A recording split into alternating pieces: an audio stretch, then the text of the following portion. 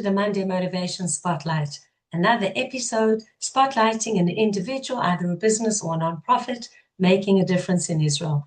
I'm Lesley Kaplan, with thanks to our sponsors, Egan & Cohen Insurance, and to Lali's Flower Boutique in Jerusalem. So today, our special guest is Ariella Dubrowin, founder of Hanaka Tova, who made Aliyah in 2003 from Connecticut, and in 2007 started her business. She assists many women, thousands of women in Israel, as well as in other areas, with lactation support, as well as having an online store called Hanaka Tova, where she provides them with a range of different equipment to enable them to make the lactation and the nursing and the breastfeeding experience what it should be for new mothers, whether it's a first-time child or an additional child. So sit back, enjoy, listen to Ariella's story, what brought her to make Aliyah, and how she's assisting so many people.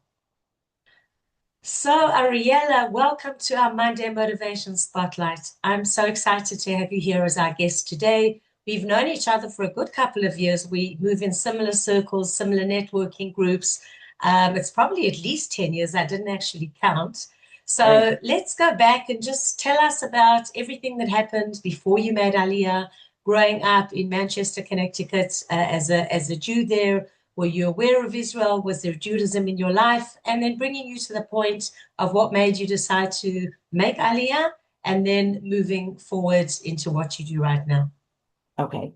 I grew up, like you said, in Manchester, Connecticut. My father is a conservative rabbi. He's retired now, but he was a congregational rabbi for the same community for approximately 40 years. I very much knew that, was very connected to Judaism. My whole social life in high school was through USY, the youth movement for the conservative movement. I went to Camp Ramah, and my uncle, my father's brother, made Aliyah 30 years before me. We visited Israel a lot. I pride myself on saying every summer of high school and college, I came to Israel. And I always had this idea that someday I was going to make Aliyah. And I graduated, I went to GW, George Washington University for undergrad. I was very involved in Hillel there. And then I graduated in 3 years and went to the JTS Columbia Joint Program for Social Work and a Judaic Studies degree. And then I went to go work for the American Jewish community. And maybe this isn't nice to say, but the American Jewish community inspired me to make Aliyah because I could not see myself as an Orthodox Jew working for the American Jewish community. I didn't find that pluralism really worked for Orthodox Jews. And I really wanted to get married, and I was not meeting my partner. And somebody said to me, if you want to meet somebody who wants to live in Israel, why would he not be living in Israel now? And That's for a good me, way that of was, doing I it. just ran into the person who said that recently. He had no idea. Sometimes you say something and you don't even realize what the big impact it has on someone else.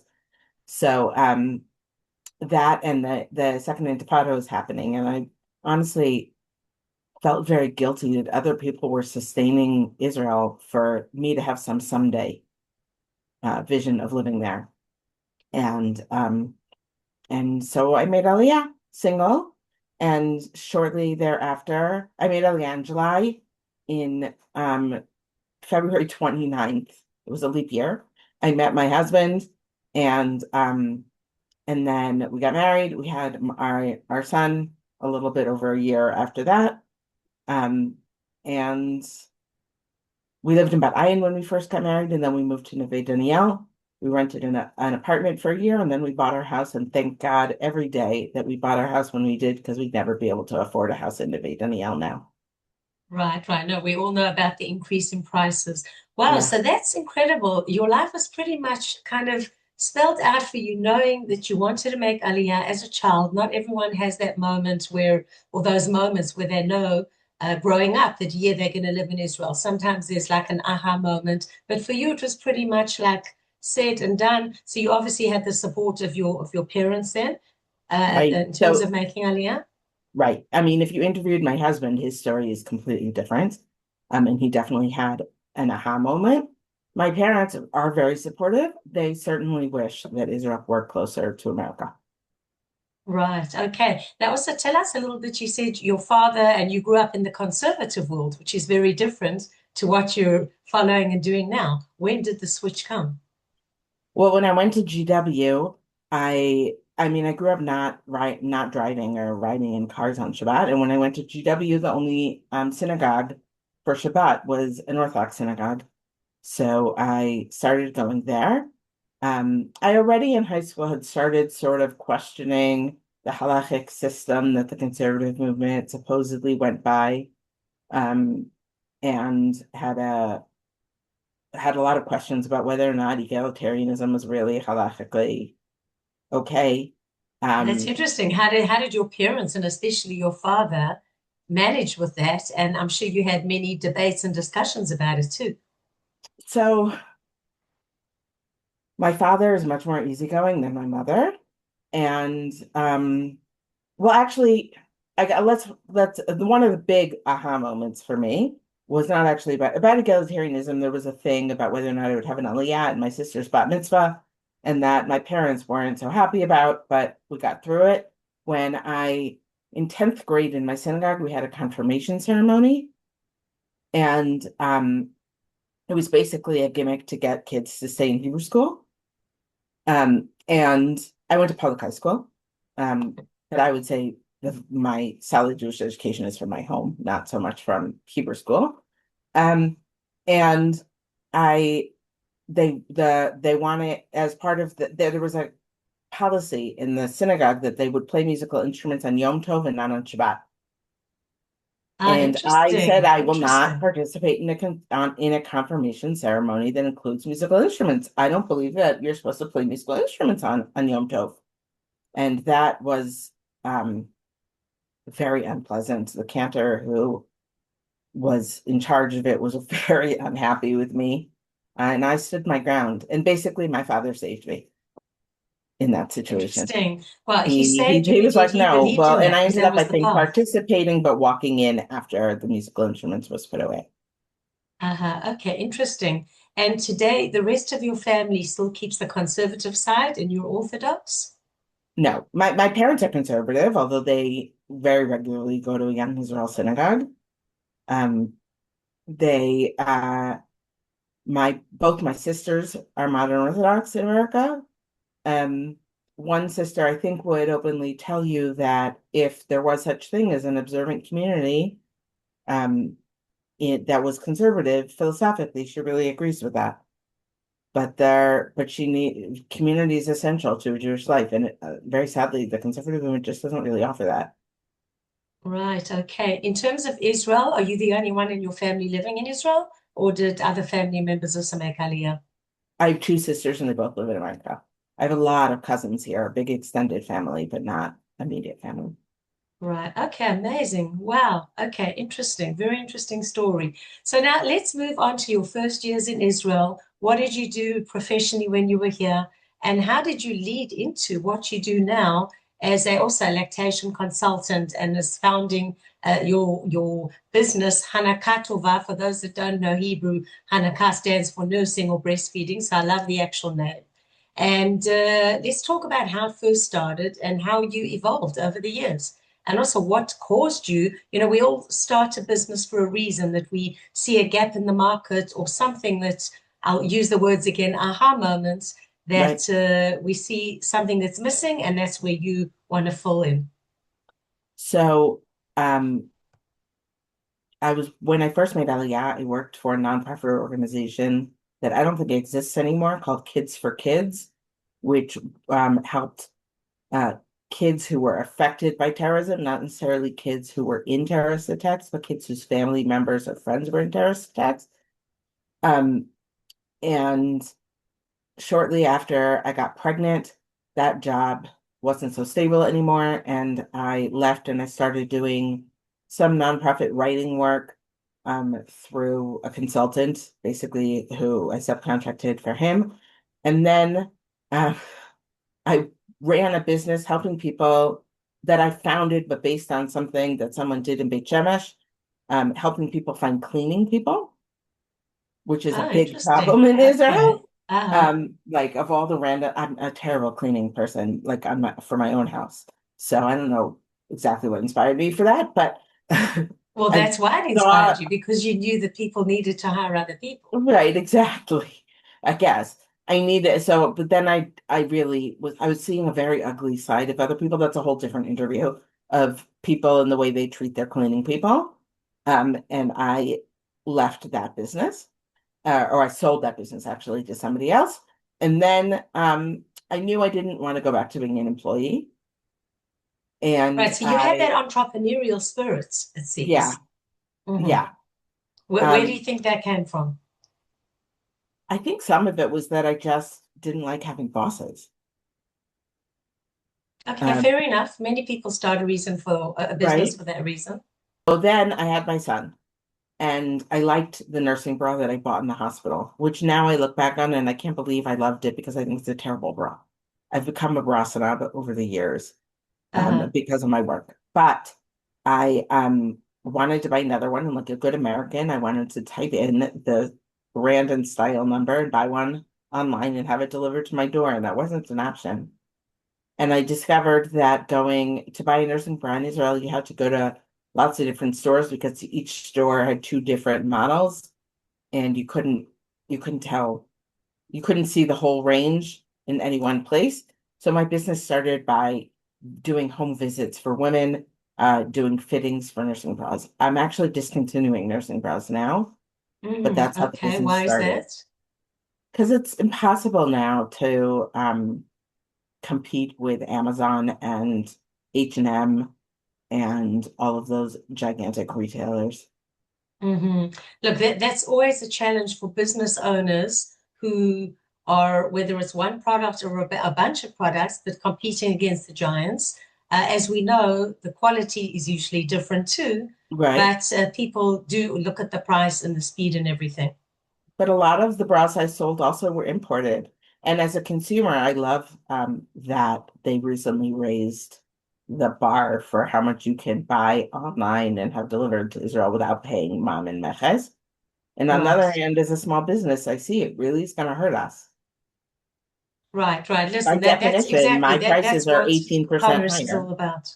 Hmm. Yeah, So likewise, though, what about other products? And other products are also available online. that's it's true. I sell my specialty as a lactation counselor is pumping. So Hmm. many women who want a pump either want it right now and they don't want to wait 2 weeks for it to come from Kutzlaritz, um, or they want to make sure if they need some service on their warranty that they can get it here. Right. And also, a very important part is that you're not just supplying the equipment, but you're a consultant. So you're giving them Right. advice. And that's That's a true. super But also important I part. sell things for to people who I've never met who just order it online. Right. So is your biggest product is now or products are the pumping machines? My biggest products are actually accessories for pumps. So valves for the pumps Hmm. need to be replaced every few months.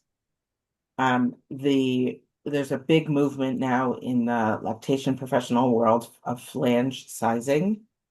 I Okay. know Tell you us have a about that, what that is. co-ed co-ed audience, so I don't want to get too graphic about breasts, but the standard size of the part that attaches to your breast in a breast pump is actually the same size they use in the dairy industry on cows. Oh my gosh. Yeah. Wow. So it's way, way too huge for humans. So the standard size is 24 to 25 millimeters. And most women, in my experience, after they try lots of different sizes through my service, end up with a size 15 or smaller. Wow. That's incredible. So there's quite a difference there. Yeah. So I import products that you can buy in America or on Amazon, but women here hire me to try lots. You don't know what part of it is measuring with a ruler, but part of the issue is also the elasticity of your skin and the shape of your breast, and there are different shapes of those parts. So women hire me for pumping consulting and try all the different sizes and shapes to find the one that's most comfortable, expresses the most milk, um, and works for them.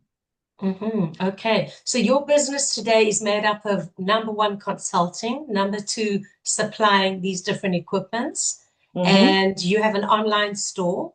That's correct? Yes, I do. I have an online store called Hanakatofa. There I sell pumps, pumping accessories, silver nipple shields, which is a thing that women use for when they have sensitivity or pain from an ineffective latch, usually. Um, uh, I sell nursing pillows. I sell nursing clothes. That's also something I'm discontinuing, but I still have a lot of. Okay. Do you supply stores as well, or No. you only sell direct to B2C to the customer? I only sell directly to people. I also sell baby carriers, by the way, and I do consulting on safe, comfortable baby carrying.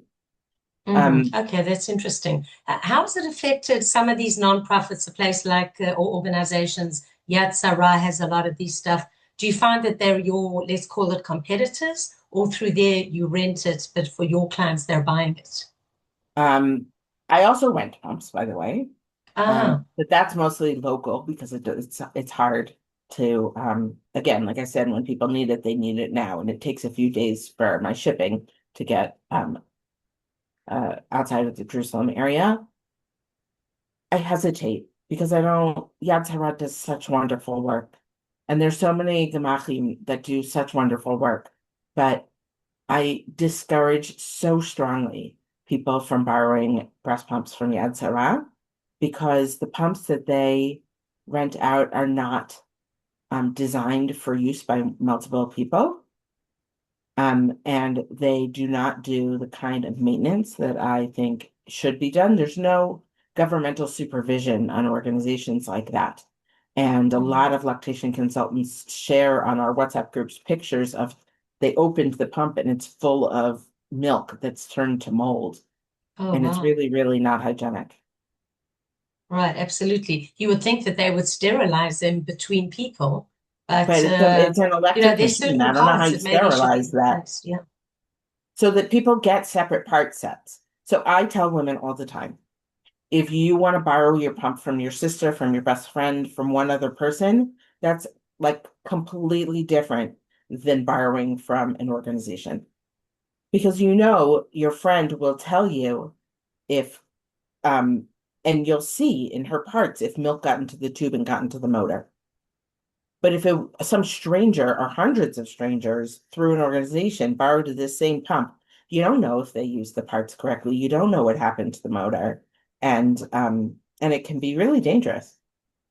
Right, that's true. That's true.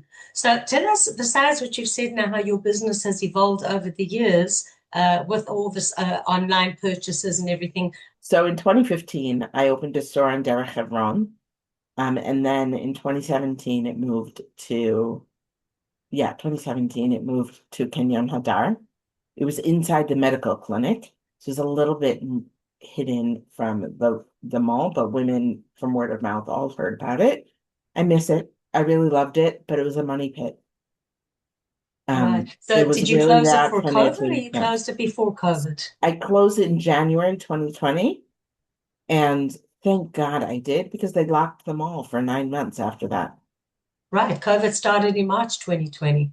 Right. So Mhm. I think the medical clinic was still open, but a lot of my traffic were people who just were out shopping and enjoying the mall and came into my store to breastfeed, basically. I had a really nice breastfeeding corner.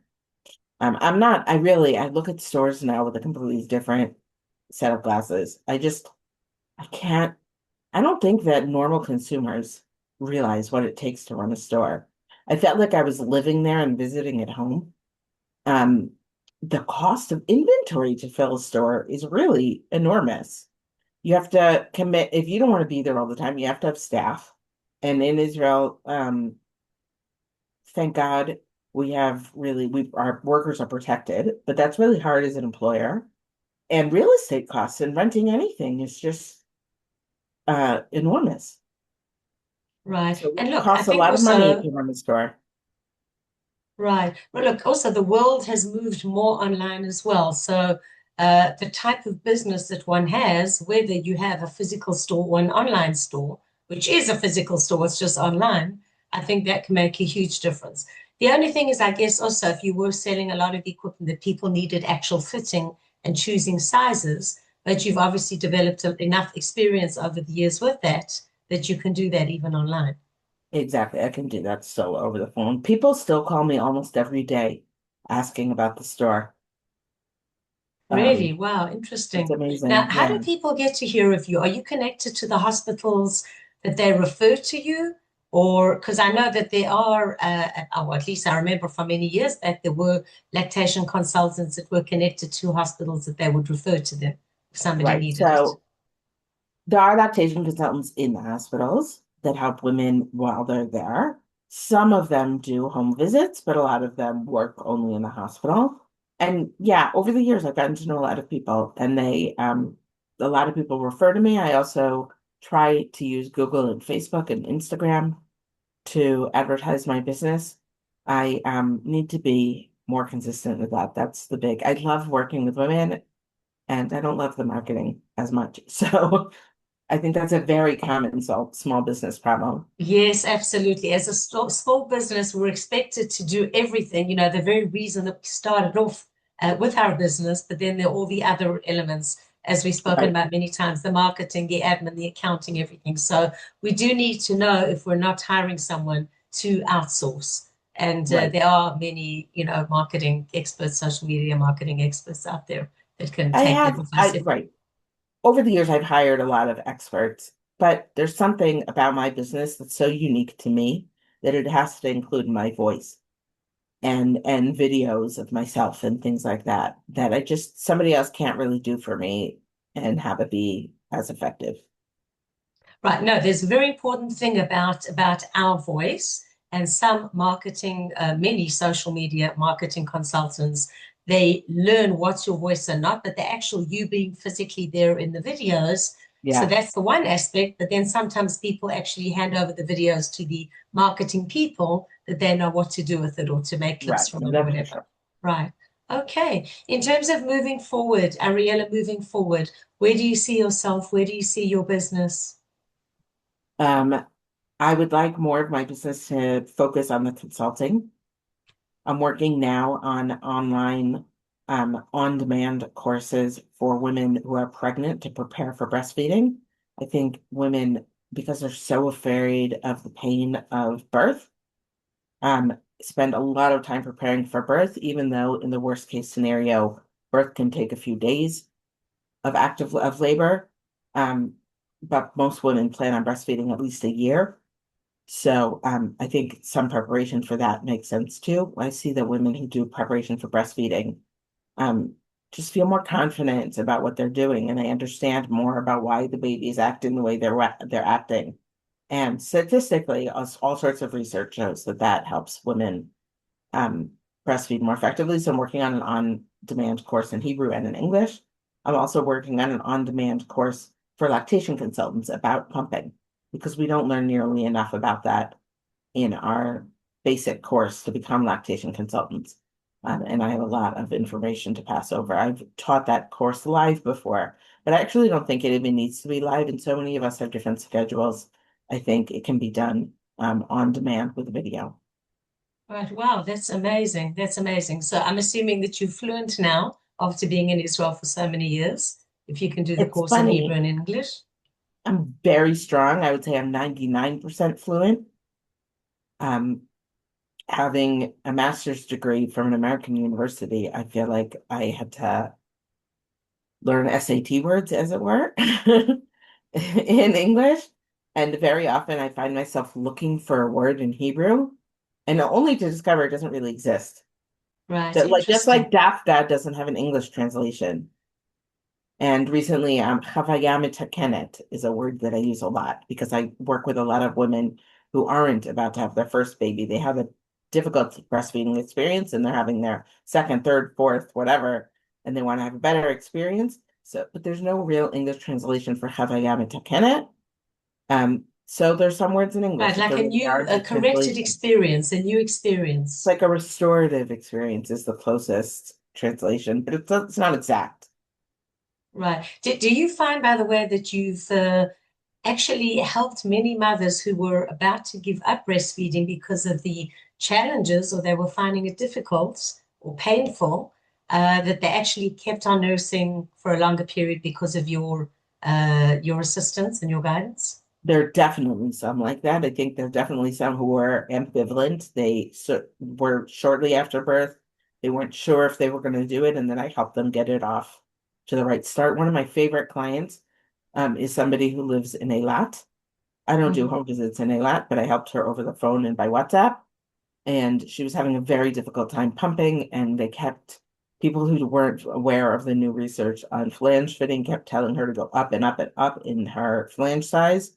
And because of my help, she was able to continue pumping and then eventually breastfeed her son. I don't remember exactly the story why she was exclusively breastfeeding at the beginning. I think maybe he was in Pangea.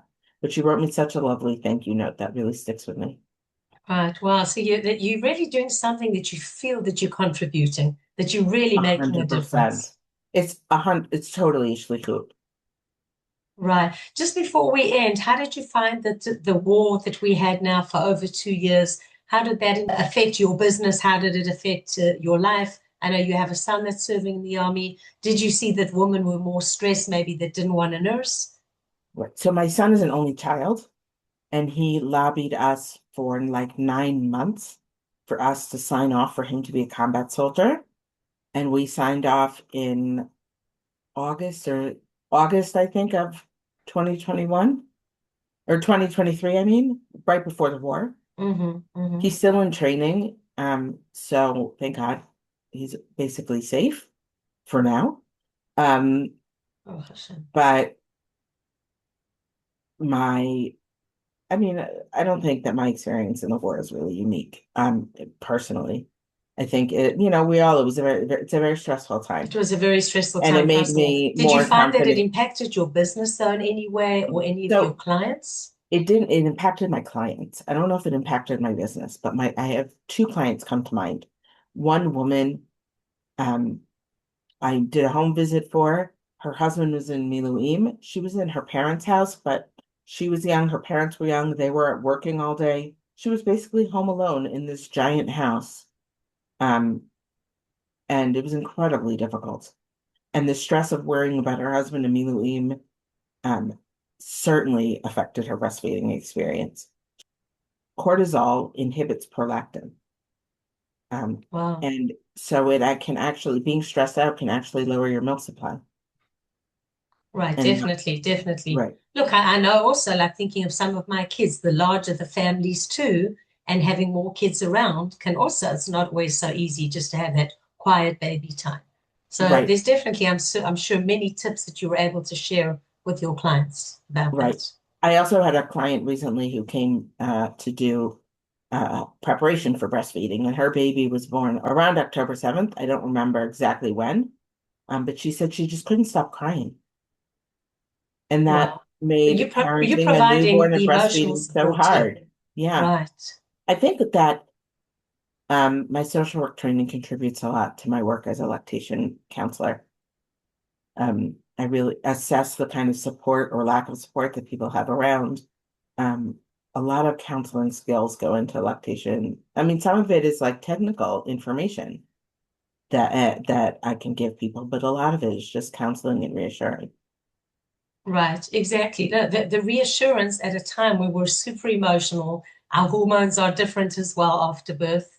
So that's incredible. So your parting words, any one or two tips that you'd like to give for a young mother who's listening to this or someone who has a kid, a grandkid, and once again, just mention your URL, how people can reach you. Okay, so I want to say, I don't know who has to hear this, but if you are home with a newborn and you're feeling uncertain and lonely and um, even like a little bit shocked that you are entrusted to take care of this little creature, you are not alone. Every mother, 99.9% of mothers have that feeling. And there are people out there who can support you. It used to be that we lived in tribes. We had natural support around us, women around us who helped us, did our laundry, did our cooking. did everything. And I highly recommend that you ask for help. People are so happy to help. They're honored to be asked. And we all hesitate to ask for that help because we feel ashamed that we can't do it because it seems when you look on social media like everybody else is doing it and we're the only ones that can't. So ask if anybody wants to come visit your baby, tell them that they can spend 10 minutes uh, folding your laundry or washing your dishes or um, picking up something from the grocery store, the drugstore that you need because you don't want to leave the house. People are so happy to help and feel honored that you've brought them into your circle. And it's not, although now it's common, biologically, humans were not designed to raise babies alone. We need our village. So take advantage of it. My website is www.hanakatova, which is one long word, HANAKATOVA.com. It's in Hebrew, but thanks to AI, you can read almost all of it in English quite easily, but I'm also happy to help people on the phone if the Hebrew is overwhelming.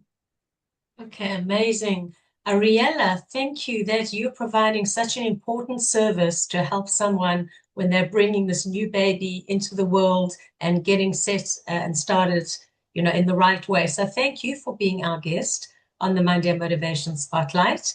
You've been listening to another episode every Monday, bringing unique guests with businesses, nonprofits, somebody making a difference in our special country, Israel. I'm Lesley Kaplan. Thank you also to our sponsors, Egan & Cohen Insurance and Lali's Flower Boutique in Jerusalem. And we will see you next week on the Monday Motivation Spotlight. Thanks again, Ariella. Thank Bye-bye. you for having me.